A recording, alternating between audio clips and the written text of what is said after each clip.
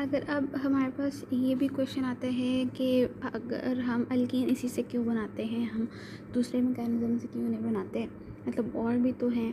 तो हम इसका एक रीज़न ये हो सकता है कि विटिक रिएक्शन से हम एक्सोसाइक्लिक डबल बॉन्ड्स भी जनरेट हो सकते हैं। एक्सोसाइक्लिक डबल बॉन्ड क्या होते हैं? जो रिंग के बाहर डबल बॉन्ड होता है, ठीक है, वो इस विटिक रिएक्शन से जनरेट होता है। उसके बाद हम स्टीरियो स्पेसिफिक मतलब ई आइसोमर्स, आइसोमर्स बना सकते हैं। ई मतलब ट्रांस अल्कीन्स और जी का मतलब सिस अल्कीन्स बना सकते हैं। सिमिलरली इसका जो डबल बॉन्ड की पोजीशन होती है that is very much specific क्यों होती है? बिकॉज हमें जहाँ पे ये बीटेन इंटरमीडिएट बनेगा वहाँ पे तो डबल बॉन्ड जनरेट होगा ना, क्योंकि ये निकल जाएगा, ऑक्साइड निकल जाएगा, फॉस्फोनियम ऑक्साइड, और हमारे पास ये एल्कीन। अब दूसरे जो रिएक्शन में हम कहीं भी बना सकते हैं, कोई इसमें वो नहीं होता है। तो ये है। और दूसरा अब हम इसकी ज्योमेट्री के बारे में बात करेंगे कि ई एल्कीन का बनता है, ट्रांस एल्कीन का बनता है। तो the geometry of the resulting alkene depends upon the R groups attached to the ylids. मतलब कि ये अगर हमारा PH3 पी ये पॉजिटिव इस पर आ गया और हमें साथ भी सारा देखा था, और अगर यहाँ पे हाइड्रोजन है और यहाँ पे आर ग्रुप होगा, तो ये जो इस ई लीड पे जो आर ग्रुप होगा कार्बन के ऊपर, तो ये इसके ऊपर डिपेंड करेगा कि ये स्टेबलाइज्ड ई लीड होगा या नॉन स्टेबलाइज होगा। और इसके आगे फिर हमारे पास ई या जी एल्कीन्स बनेंगे, ठीक है। अब वो कह रहे हैं कि जो स्टेबलाइज्ड ई लीड्स होते हैं वो हमें ई एल्कीन्स देते हैं।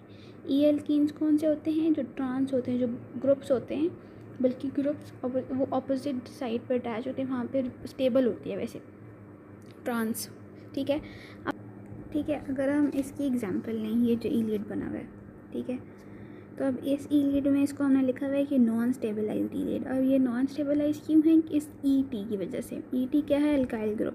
और हमें पता है ये जो अल्काइल ग्रुप्स होते हैं इनकी नेचर कैसी होती है? ये इलेक्ट्रॉन डोनेटिंग होते हैं। तो ये इलेक्ट्रॉन डोनेटिंग का मतलब है कि ये जो इस कार्बन को ये और इलेक्ट्रॉन देंगे, जब इसको और इलेक्ट्रॉन देंगे तो ये इसके पास पहले ही इलेक्ट्रॉन है, नेगेटिव चार्ज, जब इसको और इलेक्ट्रॉन दोगे तो इसको डिस्टेबलाइज कर रहे हैं ना, स्टेबिलिटी इसकी और ख़त्म हो रही है। तो इसकी वजह से जब कोई भी एल्काइल ग्रुप यहाँ पे अटैच होगा तो इसका मतलब है, या कोई डोनेटिंग ग्रुप अटैच होगा तो इसका मतलब क्या है कि ये नॉन स्टेबलाइज्ड ई लीड्स बनेंगे।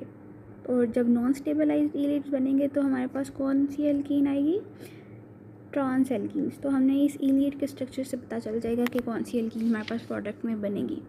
सिमिलरली अगर हम इस एल्कीन को देखें, अब यहाँ पे हाइड्रोजन जो कार्बन के साथ जो अल्काइल ग्रुप है वो है एस्टर ग्रुप है, ठीक है, ये वाला, ये अल्काइल है, ठीक है। अब हम इसको देखें तो इसकी नेचर होती है इलेक्ट्रॉन, एक तो इलेक्ट्रॉन विदड्रॉइंग है, दूसरा क्या है कि ये जो इसके पास ना डीलोकलाइजेशन हो सकती है। कैसे?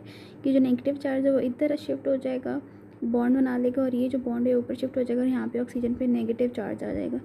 तो इसका मतलब है कि ये जो नेगेटिव चार्ज है वो डीलोकलाइज हो सकता है इस आर ग्रुप में, ठीक है। जब इसकी डीलोकलाइजेशन होगी तो इसका मतलब क्या है कि हमारे पास ये स्टेबलाइज्ड एल्कीन देगा, क्योंकि ये इस नेगेटिव चार्ज को इंटेंसिफाई नहीं कर रहा इलेक्ट्रॉन डोनेटिंग में से, इसको स्टेबलाइज कर रहा है और ये डीलोकलाइज कर रहा है इसको। तो डीलोकलाइजेशन हमें पता है, रेजोनेंस डीलोकलाइजेशन ये सारी हमें स्टेबिलिटी की तरफ लेके जाती है।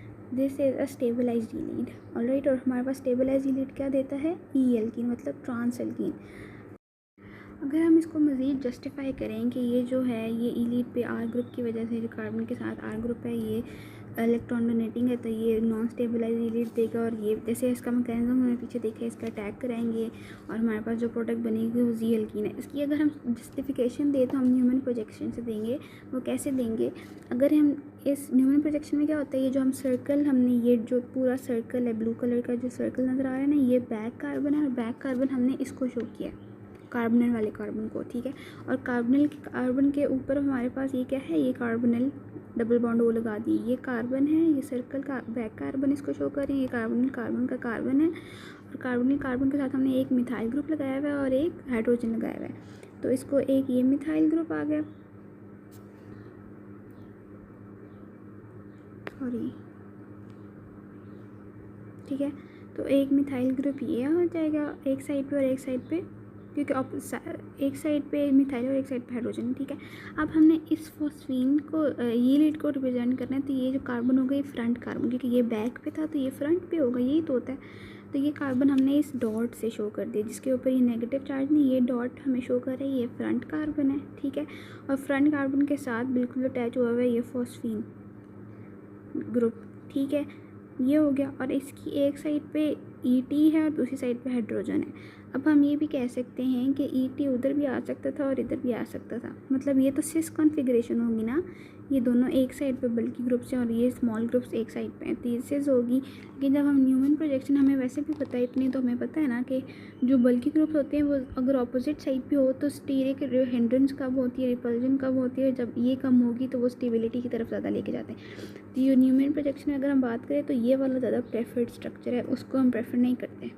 अब इस स्ट्रक्चर को अगर हम आगे लेके चलें तो ये क्या होगा, तो अब हमने इसको आगे लेके चलना है, तो इसको अगर हम ओपन करके लिखें, इसको हम ब्रेक कर रहे हैं एक, अब हमें पता है कि ये कार्बन कार्बन और ये PPH3 बिल्कुल ऑपोजिट है, ठीक है। तो ये इस कार्बन ने, ये जो C वाला कार्बन है, ई लीड वाला, उसने इस कार्बन पे अटैक किया, जैसे जो मैकेनिज्म होता है, और ये हमारे पास ये नेगेटिव आ जाएगा इस ऑक्सीजन पे। तो जब इस ऑक्सीजन पे नेगेटिव आएगा तो हमारे पास फेवरेट स्ट्रक्चर क्या बनेगा, ये एक ऑक्सीजन पे नेगेटिव आ गया जो कार्बोनिल वाली ऑक्सीजन थी, और ये PPH3 बिकॉज, क्योंकि ये दोनों बिल्कुल ऑपोजिट है। इसको हम ऊपर नहीं बना सकते क्योंकि ये ऑपोजिट डायरेक्शन में, इसको हमने नीचे बनाया है, ठीक है। कार्बन के साथ इसके अटैच्ड कार्बन जो है कार्बोनाइन का। अब हमने देखना है कि ये जो ET और CH3, क्योंकि ET इधर है और CH3 इधर है, इसका मतलब ये ऑपोजिट डायरेक्शन में, तो हमारी मर्ज़ी है या हम इसको वेज पे बनाएं।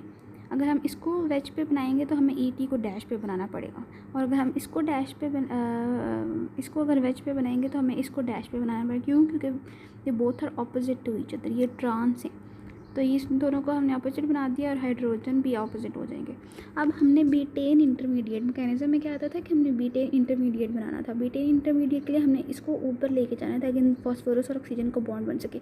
तो जब हम इसको 180 डिग्री रोटेट कराएंगे तो ये फॉस्फीन ऊपर चला जाएगा, ट्राइफेनाइल फॉस्फीन, और रोटेशन की वजह से जो ET और हाइड्रोजन नीचे तो आ जाएंगे, लेकिन इनकी कॉन्फ़िगरेशन ऑपोजिट हो जाएगी। मतलब ये जो ET था, ये जो डैश पे था वो वेज पे चला गया, और ये जो वेज पे था हाइड्रोजन वो डैश पे चला गया, ठीक है। अब हमारे पास ये क्या होगा कि ये दोनों, इन दोनों का बॉन्ड बनेगा, ठीक है। अब ये बॉन्ड ब्रेक होगा तो हमारे पास जो रिजल्टिंग कॉन्फ़िगरेशन होगी वो क्या होगी, Z एल्कीन। अब सिमिलरली अगर हम इस एग्जांपल को देखें, जो R ग्रुप है ये हमें E एल्कीन देगा, तो E एल्कीन में तो अब हमने R ग्रुप की जगह ये जो हमारे पास स्टेबलाइज एल्कीन लिया है। अब हमने सबसे पहला क्वेश्चन ये है कि ये दोनों बल्कि ग्रुप है, हमने इसको इधर क्यों नहीं किया, मतलब ट्रांस ऑपोजिट क्यों नहीं रखा, इन दोनों को सेम साइड पे क्यों रखा न्यूमन में। तो इसका आंसर ये है कि जो हमारे पास ये जो कार्बन है ये sp3 हाइब्रिडाइज्ड है, और ये जो कार्बन है ये sp2 हाइब्रिडाइज्ड है, ठीक है। तो ये टेट्राहेड्रल होगा, और ये वाला जो कार्बन होगा sp2 वो प्लेनर होगा, ऑलराइट। तो टेट्राहेड्रल प्लेनर में इतनी ज़्यादा हिंड्रेंस नहीं होती, लेकिन जब हमने यहाँ पे ET रखते तो वो, ये भी ET भी टेट्राहेड्रल होता और ये CH3 भी टेट्राहेड्रल होता, तो वो ज़्यादा हिंड्रेंस कॉज करते हैं, ठीक है। हमें पता है टेट्राहेड्रल का स्ट्रक्चर कैसा होता है, ये टेट्राहेड्रल है ना, तो सारे अगर यहाँ पे ये मिथाइल है, इसके ऊपर 2 टेट्राहेड्रल और स्ट्रक्चर यहाँ पे ये बन जाते, तो ये कितनी हिंड्रेंस कॉज होती ना, ठीक है। ये हिंड्रेंस, लेकिन प्लेनर में और टेट्राहेड्रल में हिंड्रेंस नहीं कॉज होती, तो हमने इसी तरह एक साइड पे रखे।